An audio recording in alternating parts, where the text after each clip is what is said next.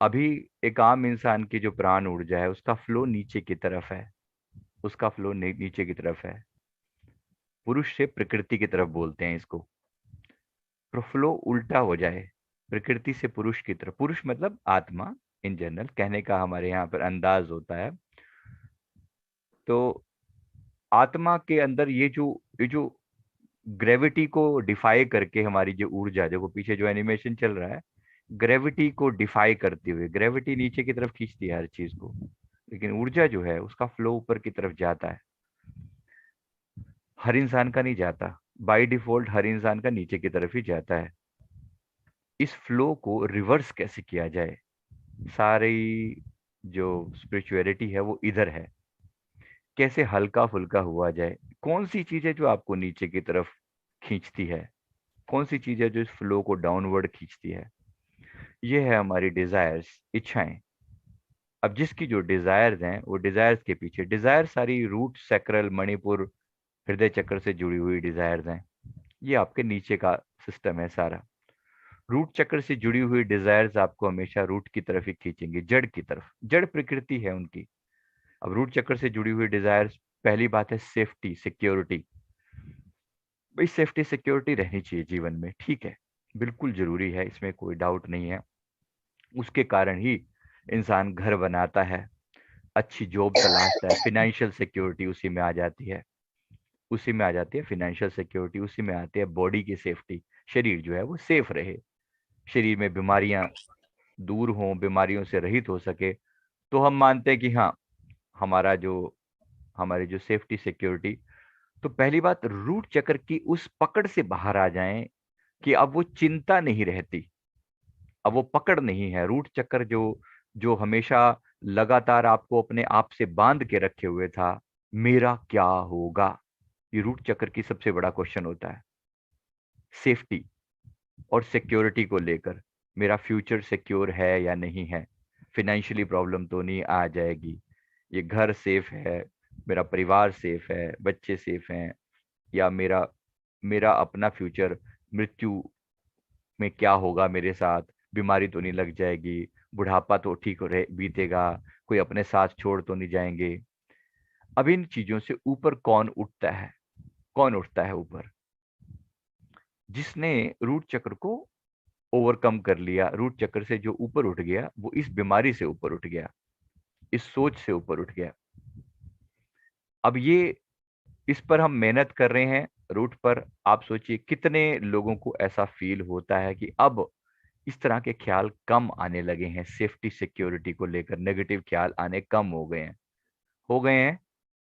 हाँ जी, कम हो गए हैं ये वाले ख्याल, समझ में आ रहा है?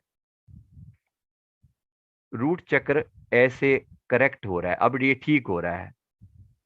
अब इसका मतलब ये नहीं है कि आपको वहां पर कुछ ग्रीनरी, कुछ रेड कलर का घूमता हुआ दिखेगा, सिर्फ तभी आप कहेंगे कि हाँ रूट चक्र बैलेंस हुआ है। जीवन में चेंज देखिए, सीधा सीधा इम्पैक्ट आपके जीवन पर पड़ रहा है। सोच बदल जाएगी, वो भय खत्म हो जाएगा, वो डर खत्म हो जाएगा, सर्वाइवल का डर खत्म। तो इसका मतलब रूट बैलेंस, ठीक है।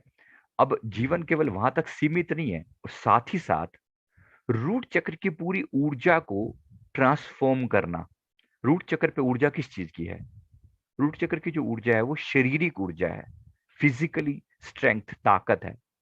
इसको ट्रांसफॉर्म कैसे करना, हायर लेवल की तरफ कैसे जाए ये ऊर्जा, इसको किसी हायर पर्पस से जोड़ देना, हायर पर्पस से जोड़ देना, ये शरीर किस काम आ सके।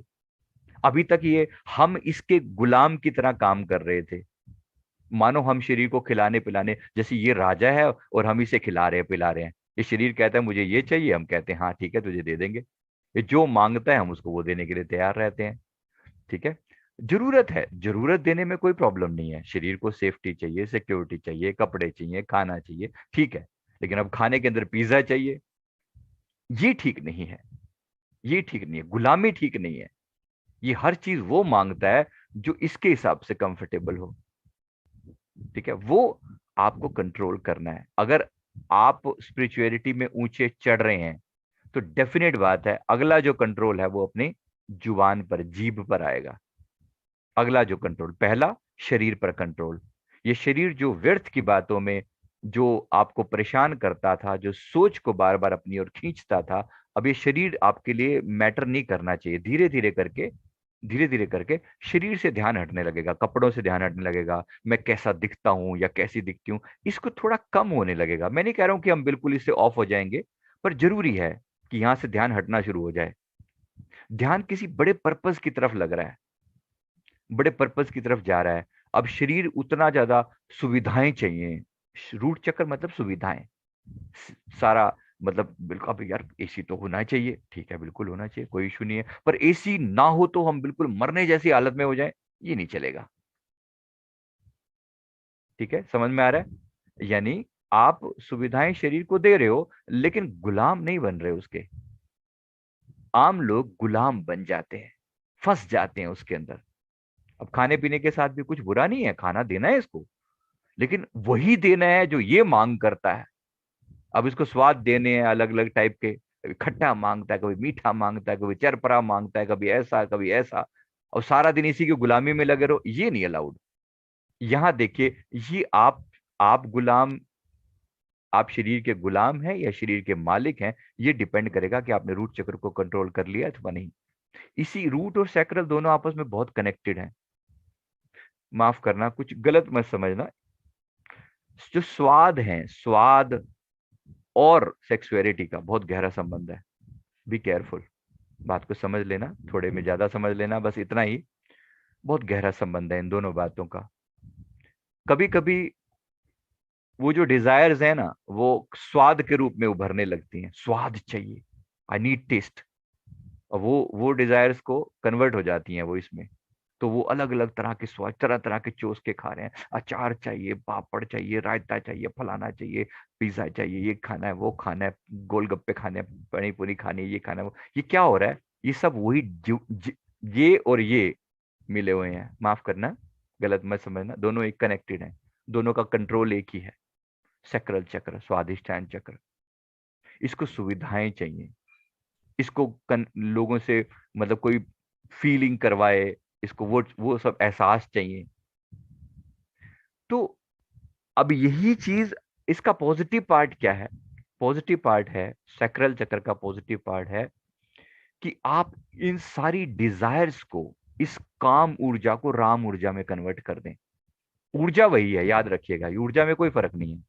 यही ऊर्जा कन्वर्ट होकर परमात्मा का रूप हो जाएगी एक दिन। यही काम राम में कन्वर्ट हो जाएगा। डिजायर वही है, इच्छाएं वही है, लेकिन समर्पण हो गया। अब अभी भी मन मांग करता है कि कोई हो। ये बात समझ लीजिए, सैक्रल चक्र मतलब दूसरे के होने की डिजायर। और जैसे जैसे आप इसके ओवरकम कर रहे हैं, आप दूसरे से ओवरकम हो रहे हैं। Now you don't need others for taking, rather you need others for giving. Game change हो गया। अब आप दूसरों से ये नहीं मांग करे कोई आए और मुझे कुछ दे, पत्नी सुख दे या पति सुख दे या कोई सुख दे। अब सुख देने की, लेने की इच्छा ना होकर अब सहजता आने लगी है, संतोष आने लगेगा। मतलब सैक्रल चक्र कंट्रोल हो गया, ठीक हो गया। मेरी बात समझ में आ रही है? ये चेंज फील हो रहा है अपने भीतर, ये चेंज फील हो रहा है, ये होना चाहिए। ये पैरामीटर है, मापदंड है। केवल वहां पर ऑरेंज कलर दिख गया, सैक्रल चक्र घूमता हुआ फील हो गया, बात इससे नहीं बनेगी। बात बनेगी आपके अंदर प्रैक्टिकली चेंज आना चाहिए। अब वो कार्नल डिजायर जो है वो खींचती नहीं है, और स्वाद के पीछे मन भागता नहीं है। भागता था कभी, लेकिन उसको कंट्रोल में लाने का मतलब अब वो चीज हट गई है। क्या करना है? सैक्रल चक्र की ऊर्जा को नीचे से ऊपर, लास्ट टाइम बताया था, नीचे से ऊपर कैसे कनेक्ट किया जाए, क्राउन चक्र से कनेक्ट किया जाए, ये ऊर्जा नीचे से ऊपर उठी जाए ऐसे। ठीक है, तो डिजायर थोड़ी ऊपर उठती है। ये जन्मों जन्मों की यात्रा में होता है ऐसा। आप देखिए, पशुओं के केवल तीन ही चक्र होते, दो ही चक्र होते हैं मोस्टली, आम सभी पशुओं के। जो समझ लो जंगल में जो हिरन है, शेर है, खरगोश है, ये सब इनके ना नीचे के बस इनको खाने का पता है, इनको परिवार बढ़ाने का पता है, दैट्स इट। इससे ज्यादा इनकी कोई जीवन का कोई खास पता नहीं है। शेर जैसे या थोड़े और बड़े जो जानवर होते हैं, इनको थोड़ा सा कि मेरे पास पावर है, बस इतना। शास्त्रों में लिखा है, निद्रा आलस भोग भय नर पशु माही समान। इंसान में और पशु में निद्रा आलस, भोग और भय, ये सब में समान है।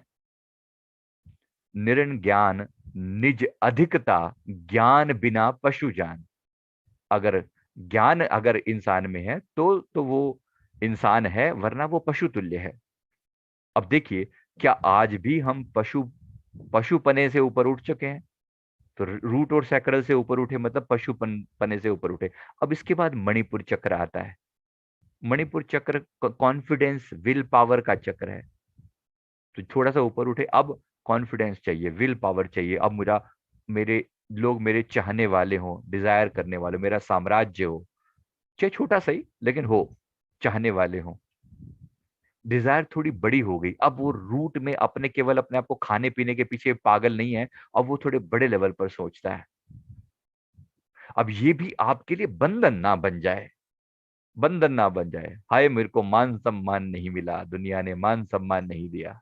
मान सम्मान मिलेगा मणिपुर चक्र को बैलेंस करने के बाद। Is that clear? समझ में आ रहा है मेरे को मेरी बात को? हाँ जी। मणिपुर चक्र जब पावरफुल होगा तो सम्मान मिलेगा, आपका ऑरा स्ट्रांग होगा। मणिपुर चक्र मतलब आपका ऑरा, आभा मंडल। जितना ये पावरफुल, उतना दुनिया में आप अपने आप लोग आपकी तरफ पॉजिटिवली अट्रैक्ट होंगे। इसका मतलब ये नहीं है कि हर बंदा आपको सर पे ही बिठा के रखेगा, बट ये होगा कि मोस्टली लोग आपकी प्रेजेंस में पॉजिटिव फील करेंगे। ये मणिपुर चक्र की पावर है। आपके अंदर कॉन्फिडेंस होगा किसी भी काम को करने के लिए, विल पावर स्ट्रांग होगी, पद, यश, धन, ये चीजें प्राप्त होंगी समय रहते। इसके साथ कर्म भी जुड़े हुए हैं। तो इसका मतलब ये नहीं है कि भाई ये मनी बैलेंस होते ही अगले दिन नोट बरस जाएंगे, ऐसा भी नहीं है। इसका मतलब ये है कि ये बैलेंस हो रहा है। अब आपके पास सत्ता की जो अनकंट्रोल्ड डिजायर थी ना, मुझे ये करना है, मैं ऐसा करके दिखाऊंगा, ये अहंकार जाने लगेगा, डिजोल्व होने लगेगा धीरे धीरे। लगेगा मैं क्या करता हूं, परमात्मा सब कर रहा है। पावर मिलेगी, लेकिन पावर का अहंकार नहीं मिलेगा। हनुमान जी को कभी देखा है? कभी समझना हो ना, इसमें हमने सब, इन सब बातों में हनुमान जी को आप सर्वोपरि जान सकते हो। इज द मास्टर, सब कुछ है, इतनी अथाह शक्ति है। और फिर नम्रता, मैंने तो कुछ किया ही नहीं, ये तो मेरे प्रभु ने किया है। ये बात हनुमान जी से बेहतर आज के टाइम में, क्योंकि वो आज भी अवेलेबल हैं, ये बड़ी गजब की है। और ये बात गुरु नानक साहब जी ने बड़े प्यार से समझाई है। बड़ी गजब की, इतनी नम्रता, इतनी गरीबी जिन संतों में देखने को मिली है, उनमें सर्वोपरि है वो, सर्वोपरि। अजब, मैंने कुछ किया ही नहीं, ज्ञान ध्यान किछ कर्म ना जाना, मुझे कुछ आता ही नहीं है, अपने आप को नकार देते हैं।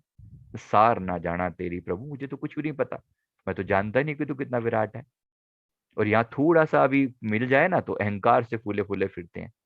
ये असली ज्ञान है। जब ये ज्ञान प्रकट हुआ, मणिपुर चक्र बैलेंस हो गया, अब अहंकार नहीं करेगा वो। उसकी सत्ता होगी, लेकिन सत्ता का घमंड नहीं होगा। ये याद रखना दोनों को, अगर सत्ता है और घमंड है साथ में, अहंकार है, मतलब इसका मणिपुर चक्र अभी भी इम्बैलेंस ही समझो। अब वो नेगेटिवली इम्बैलेंस है, वो चौड़ा होता है लोगों के ऊपर, अपनी पावर दिखाता है, धौंस जमाता है। राइट? तो ये जो धौंस जमाने वाला सिस्टम है, ये मणिपुर चक्र का नेगेटिवली बैलेंस होना। मतलब बैलेंस हो दो, इम्बैलेंस दो तरीकों से होता है। एक सेंटर में जैसे एक पॉइंट है ना, मान लो किसी को पंखे को 100 की स्पीड से घूमना चाहिए, तो 150 पे घूमे तो वो ओवर एक्टिव, और अगर 50 पे घूमे तो वो अंडर एक्टिव, उसको 100 पे घूमना चाहिए। तो कुछ लोगों का ये ओवर एक्टिव भी हो जाता है। अब ये जो होगा अहंकारी हो जाएगा। अगर ये अंडर एक्टिव होता तो ये बिल्कुल दब्बूसा हो जाता। दोनों बातें समझ में आ रही हैं? दोनों बातें, एक बैलेंस क्या होगा, जो अगर वो दब्बू है वो भी नहीं अच्छा। वो अपने मेरे कॉन्फिडेंस नहीं है, किसी काम को करते हुए डर लगता है, बार बार फियर आता है, कोई मान सम्मान ही नहीं है, कोई ऐसी रोंद के चला जाता है। इतना भी नहीं, मैं ये बिल्कुल भी नहीं कह रहा हूं आपको ऐसा हो। और ऐसा भी नहीं कि मैं ऐसा करने वाला और मैंने वैसा कर, नो, ऐसा भी नहीं। एक परफेक्ट बैलेंस जहां पर होता है, सब कुछ है लेकिन अहंकार नहीं है। प्यार से सॉफ्टली सबके साथ। समझ में आ रही है आपको मेरी बात? ये मणिपुर चक्र लगता है बैलेंस हो गया है। बैलेंस हो गया, समझ में आ रहा है? हाँ जी। या तो ये होगा या ये होगा, जरा कितने लोगों को लगता है कि ये भी नहीं हुआ? अभी नहीं हुआ? हुआ है तो आप नमस्कार के योग्य हैं। सुंदर है, ये बहुत प्यारी चीज है। और आपको सिम्टम इसीलिए बता रहा हूं कि पता लग जाएगा कल को, ये क्लियर कट आपकी नेचर में दिखाई पड़ेगा। किसी का जानना हो ना कि इस व्यक्ति का बैलेंस है नहीं, कि आप उसके बिहेवियर को देखना, बिहेवियर से समझ में आ जाएगा कि कौन व्यक्ति किस लेवल पर बैठा है। वैसे आप चेक भी कर सकते हैं, ये भी बता दूं आपको, ठीक है। तो ये आप चेक भी कर सकते हैं। चेक कैसे होता है? आप अपने हाथों को रब करके किसी के भी मणिपुर चक्कर पर ऐसे पॉइंट आउट करके देखे, तो अगर हाथ पीछे की ओर खींचे तो इसका मतलब उसकी उसका चक्कर पॉजिटिव है, पावरफुल है, तो आपके हाथ को धकेलेगा। अगर आपका हाथ उसके अंदर की तरफ खींचे तो इसका मतलब उसका चक्कर इम्बैलेंस है। ये बिल्कुल एक बेसिक तरीका है इसको जांच करने का। इसके ऊपर मैंने पहले भी वीडियो डाला हुआ है। बिल्कुल बेसिक तरीका है पता लगाने का, अपने खुद के पता लगाने के लिए, जैसे रेकी में करते हैं। अगर चक्कर इम्बैलेंस है तो हाथ अंदर खींचेगा, चक्कर बैलेंस है तो हाथ थोड़ी देर में बाहर आ जाएगा। तो आपको पता चल जाएगा कि ये बैलेंस है कि इम्बैलेंस है। समझ में आ रही है मेरी बात? हाँ जी। राइट। तो थोड़ा सा भी पता लगेगा तो आपको क्लियर पता चलेगा इसमें। आप दोनों हाथों को सिंपली रब करके किसी भी चक्कर पर ऐसा करके फील करके देखिए ऐसे। खास तौर पे left hand, if you try with the left hand it's good, क्योंकि राइट हैंड जो होता है वो नॉर्मली एक्टिव रहता है, तो ये और चीजों में बिजी रहता है। इसके लिए बेस्ट होता है कि नॉन एक्टिव हैंड यूज किया जाए। तो नॉन एक्टिव हैंड से आप ऐसे फील करके देखेंगे, देखो बड़े प्यार से, सॉफ्ट सी एनर्जी है ये। एकदम से हाथ को पीछे नहीं पटक देगा वो। एक सॉफ्ट सी एनर्जी फील होगी कि जैसे हाथ को धकेला जा रहा है। अगर धकेला जा रहा है मतलब ये बैलेंस है, ये परफेक्ट है, जैसा इसे होना चाहिए। इसके लिए पेंडुलम का भी एक तरीका होता है, if you can try with the pendulum, वो भी एक तरीका होता है, डाउजर से भी आप कर सकते हैं। इसलिए मैं कई लोगों को बोलता हूँ अगर आपके क्वेश्चन बहुत ज्यादा हो ना तो डाउजर से, डाउजर वाला कोर्स जरूर कर लेना, बहुत कुछ मिल जाता है उसमें। क्वेश्चन के आंसर लगाने बहुत ईजी हो जाते हैं। मेरी बात समझ में आ रही है क्या कह रहा हूं मैं? तो डाउजिंग वाला, पेंडुलम डाउजिंग जिसे बोलते हैं, वो आप कर सकते हैं। अगर आपके क्वेश्चन हो बहुत ज्यादा, आप मन में सवाल आते हो, तो डाउजर आपको बहुत सारे जवाब दे सकता है बातों को समझाने के लिए। ये मैंने आपको बात कह दी है ये वाली। तो ये पता लगा ले कि मेरा चक्र ठीक हो गया है, और जीवन डायरेक्ट, आपका जीवन सीधी सीधी आपको हिंट दे रहा है कि ये बैलेंस है अथवा नहीं। इन तीन पे मेहनत कर लो। चौथा है हृदय। हृदय के दोनों लेवल बता दूं। अगर ये अंडर एक्टिव होगा तो आप जो है वो इमोशंस होंगे ही नहीं, बिल्कुल ब्लंट लोग होंगे। अरे क्या मार डालो काट डालो किसी को, इमोशनलेस लोग जो होते हैं ना, वो होता है अंडर एक्टिव हार्ट चक्रा। ओवर एक्टिव हार्ट चक्रा, ओवर इमोशनल, बात बात पे बस नदियां बह जाती हैं, गंगा यमुना बह जाती है आंखों से, ऐसा भी नहीं। बात समझ में आ रही है? ओवर एक्टिव, और यहाँ पर बहुत सारे लोगों का ओवर एक्टिव है ये, मतलब बहुत ओवर इमोशनल होना, छोटी छोटी बातों को फील कर जाना, उसने मेरे को ऐसा क्यों कह दिया, इतना सा अपना सेंसिटिविटी ना इतनी ज्यादा है कि कोई आपको, अरे उसने मेरी तो देखा तक नहीं, देखा तक नहीं मतलब क्या होगा? आपका इतना छोटा सा आपका हार्ट चक्र इतना कमजोर है कि किसी के देखने ना मात्र से आपका चक्र, आपका पूरा मूड खराब हो सकता है। मेरा तो मूड ही खराब हो गया, उसने मुझे बुलाया नहीं। ये अंडर एक्टिव हार्ट चक्र, या ओवर एक्टिव हार्ट, ये ओवर एक्टिव है, ओवर सेंसिटिव। समझ में आ रहा है? बैलेंस कैसा होगा? बैलेंस होगा, मेरा मन अब किसी से कुछ डिजायर नहीं करता, बल्कि मेरा मन सेवा के लिए करता है। ठीक है। पर इसका मतलब ये नहीं कि अगर कोई व्यक्ति मेरा दिल दुखा दे तो मैं 4 दिन पड़ा रहता हूँ और सोचता ही रहता हूँ, यार उसने ये बात कही तो कही कैसे।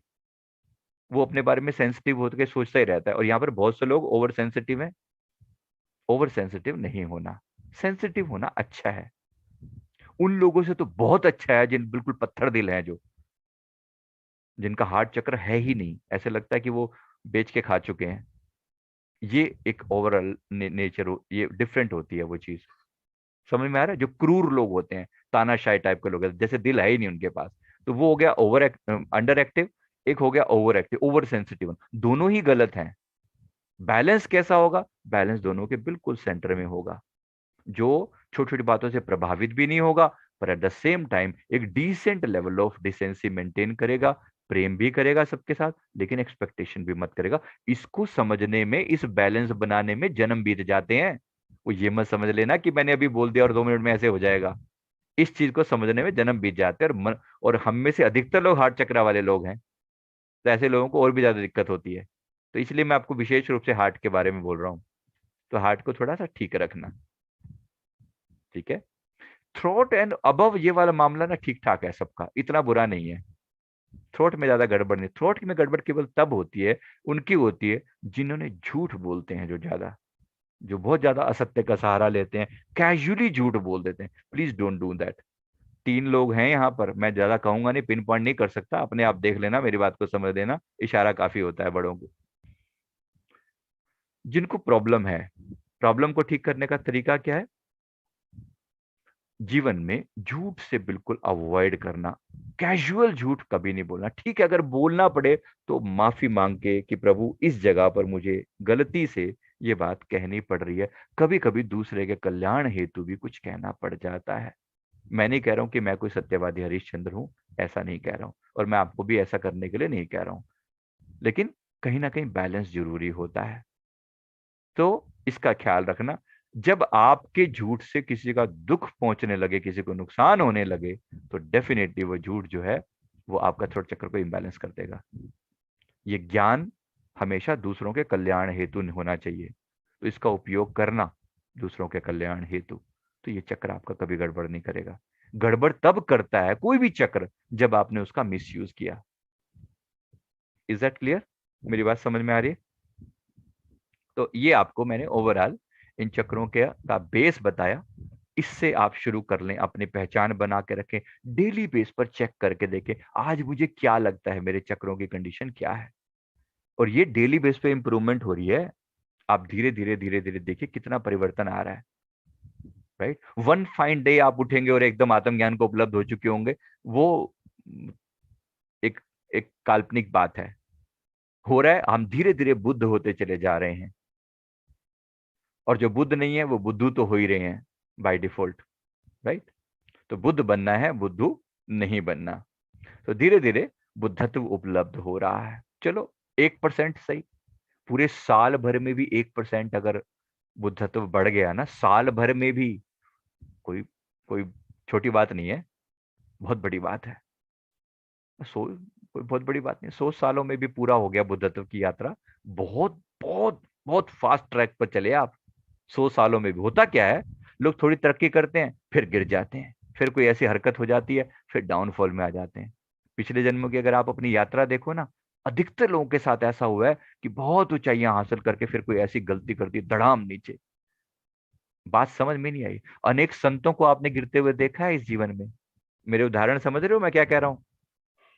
जो यात्रा में बहुत ऊंचे आध्यात्मिकता में अच्छे खासे कुछ लोग भी आपने पिछले पिछले 10-20 सालों में देखे होंगे, मैं पिन पॉइंट नहीं करना चाह रहा, लेकिन ऊंचाई पर पहुंच जाने के बावजूद फिर कोई ऐसी मिस्टेक करते हैं, धड़ाम नीचे पड़ते हैं। ठीक है, ये ना हो। ये हम सबके साथ हुआ है, आपके साथ भी हुआ है और हमारे साथ भी हुआ है। बता रहा हूं, मैं नहीं कह रहा हूं कि हम कोई ऊपर से उतरे हैं सीधे सीधे, ऐसा बिल्कुल भी नहीं है। सब इन्हीं गलतियों से निकल रहे हैं और इन्हीं गलतियों का नतीजा आज भुगत रहे हैं। कुछ कई कई लोगों की आध्यात्मिक जर्नी में मैं देखता हूँ कि वो बिल्कुल इतने क्लोज थे। आप में से कुछ लोग तो ऐसे हैं जो शिवलोक रहकर आए हैं, शिवलोक में प्रवेश मिला हुआ है, विष्णु लोक में प्रवेश लेकर फिर नीचे गिरा दिए गए हैं। कोई मजाक नहीं हो रहा है ये। आपकी सारी थ्योरियां देखता रहता हूँ बैठ के कि कौन बंदा कहाँ कहाँ पहुंच गया है, लेकिन अब क्या करोगे जान के? अब सही बात है कि अब गलती ना हो। इसलिए एक एक चीज को, एक एक बंधन को बड़े जतन से तरीके से समझ के साथ करना, ना किसी अहंकार में आकर फंस जाना। अधिकतर समय जिसने मारा है ना इन 5 विकारों ने, काम, सेक्स, सीधी सीधी भाषा में कहूं, क्रोध, लोभ, मोह और अहंकार, इन 5 ने बहुत मारा है। बहुत बार बार कहीं ना कहीं फंस गया है। बहुत ऊंचाई पर चढ़ते चढ़ते या तो काम ने, या क्रोध ने, या लोभ ने, या मोह ने, और या अहंकार ने कहीं ना कहीं पटक के रख दिया। ऊपर से चढ़े, यहां तक यात्रा करी, फिर पटके गए, फिर यात्रा करी यहां तक, फिर पटके गए। अनेक लोगों की यात्रा ये रही है। इसलिए बी केयरफुल। इस बार, इस बार ध्यान से एक एक कदम फूंकते हुए बड़े प्यार से, और बार बार इसीलिए अपने गुरु के आगे समर्पित करते हैं कि हे प्रभु, मैं बालक नादान हूं, मुझसे गलती हो सकती है, तुम मेरा हाथ थाम के रखना, क्योंकि मैं गलतियों का पुतला हूं, मैं बार बार गिर सकता हूं, आप संभाल। इसीलिए गुरु की जरूरत पड़ती है। पल्ले पड़ रही है बात, समझ में आ रही है? क्यों गुरु के हम हाथ थामते हैं? ऐसा नहीं है कि अपने आप से पार नहीं हो सकते, हो सकते हैं, पर गिरने की संभावना बहुत ज्यादा है, बहुत ज्यादा। बड़े बड़े गुरु टपकते हुए देखे हैं, तो हमारी आम इंसानों की तो बात क्या है। इसलिए संभलते हुए ध्यान पूर्वक यात्रा करना। ऑब्जर्व, देखो जब तक आप यहाँ सामने होते हो, मैं सर हर बंदे को ऑब्जर्वेशन में रखता तो हूँ अपने हिसाब से। आपके गुरु, आपके टीचर, आपके स्पिरिट गाइड भी आपके साथ होते हैं। बस अब जरा ध्यान से, मतलब इसको बार बार रोज ही चेक करते रहें कि मेरे से कोई गलती तो नहीं हो रही। एक बार पुनः अपने आप को समर्पित कर दें। और इसका सबसे बेहतरीन साधन है श्वास श्वास में अजपा जाप। जब आप जाप करते हैं, एक बार फिर आप कनेक्ट हो जाते हैं। जो तुम हो वो मैं हूं। हे प्रभु मुझे भूलना मत। हे प्रभु मुझे भूलना मत। ये जो प्रार्थना का रास्ता है ना, ये बड़े गजब का है। ये गिरने नहीं देता आपको। ये यथा माम प्रपद्यन्ते ताम तथैम भजाम में हम, जो जिस तरह से मुझे याद करता है, भगवान कृष्ण फरमा रहे हैं, मैं उसी तरह से उसको याद करता हूँ। मैं उसी तरह से उसकी बातों का प्रतिफल देता हूँ। अगर आप प्यार से उसे बार बार याद करोगे कि प्रभु मेरी केयर करना, तो प्रभु भी आपकी केयर उसी प्रकार से करते हैं। समझ में आ रही है आपको मेरी बात? तो जरा प्यार से याद ही कर लिया करें, ये सर्वोत्तम साधन है। सब कुछ करा जो गुरु नानक साहब जी ने हमें सिखाया, कहते ज्ञान ध्यान सब कुछ करने के बाद फिर वो कहते हैं, ज्ञान ध्यान किच कर्म ना जाना, मुझे कुछ नहीं आता। सार ना जाना तेरी, मुझे नहीं पता तू कितना महान है, कितना विराट है। सब ते वड्डा मेरा सतगुरु नानक जिन कल राखी मेरी। सब ते वड्डा, मैं उन्हीं की शरण में जाता हूँ जो सबसे बड़े हैं। उस परमात्मा को कहता हूँ, हे प्रभु मेरी लाज रखना। इसलिए एक तरफ ज्ञान, ध्यान, कर्म, सत्कर्म सब कुछ कर रहे हैं, और दूसरी तरफ उनसे प्रार्थना भी कर रहे हैं, माफी भी मांग रहे हैं, ये कह रहे हैं कि मेरी करने से नहीं होगा, आपकी कृपा से होगा। इसमें गुंजाइश बिल्कुल नहीं रहती किसी चीज की। मेरे गुरुदेव ने इसीलिए फरमाया, भक्ति सर्वोपरि है। सर्वोपरि। भक्ति गिरने नहीं देती तुम्हें कभी भी, क्योंकि भक्त पहले दिन से ही झुक जाता है। जो गिरे, जो चढ़ेगा वही तो गिरेगा ना। भक्त पहले दिन से अपने आप कहता है मैं तो चढ़ा ही नहीं कभी। वो पहले दिन से कुर्बान कर देता है अपने आप को। सबसे इजी तरीका है। वो ग्राउंडेड है वो हमेशा। मेरी बात समझ में आ रही है? वो पहले ही अपने आप को डाउन कर देता है, वो पहले ही दंडवत कर देता है। वो क्या गिरेगा नीचे? कोई ऑप्शन ही नहीं है उसके पास गिरने का। इसीलिए शरण में जाना, इसीलिए गुरु की शरण चाहिए बार बार। एक तरफ एफर्ट और दूसरी तरफ शरणागति। एफर्ट, शरणागति, प्रयास और प्रार्थना दोनों एक साथ। प्रयास भी और प्रार्थना भी एक साथ। और फिर देखो, फिर आप कभी गिरोगे नहीं, हमेशा चढ़ती कला में रहोगे। और परमात्मा ने चाहा तो इसी जीवन में, इसी जीवन में वो महानतम घटना घटेगी जो आज तक नहीं घटी। एकदम ऐसी बम्बार्डमेंट होगी, एक दिन ऐसा साक्षात्कार होगा, एक दिन ऐसी अंदर से लहर उठी वो सीधे ब्रह्मांड में जाकर समा जाएगी। ये जो मैं दिखा रहा हूं, ये पीछे एनिमेशन ही नहीं है, ये जीवन की उसी सच्चाई को दिखाया जा रहा है। यहाँ पर कुछ ऐसा होगा घटित कि सारा रोम रोम प्रकाशित हो जाएगा। होना तो चाहिए। इसी के लिए प्रयास किया जा रहा है कि बस उसके बाद गिरावट नहीं है। उसके बाद आप खुद परमात्मा होंगे, फिर नीचे गिरने का कोई वे आउट ही नहीं है। ऐसा होना चाहिए, दोनों चाहिए एक साथ लेके चलना। तो जैसा बताया है, मैं उम्मीद करता हूँ बात समझ में आ गई होगी। हाँ जी, पल्ले पड़ गई है बात? क्लियर है? राइट। तो दोनों सारे साधन अपनाने हैं, सारे साधन अपनाने हैं जो बोला जा रहा है। नियम अपने पालन करो, और लास्ट में प्रार्थना जरूर करो कि मेरे करने से नहीं होगा, आपकी कृपा से।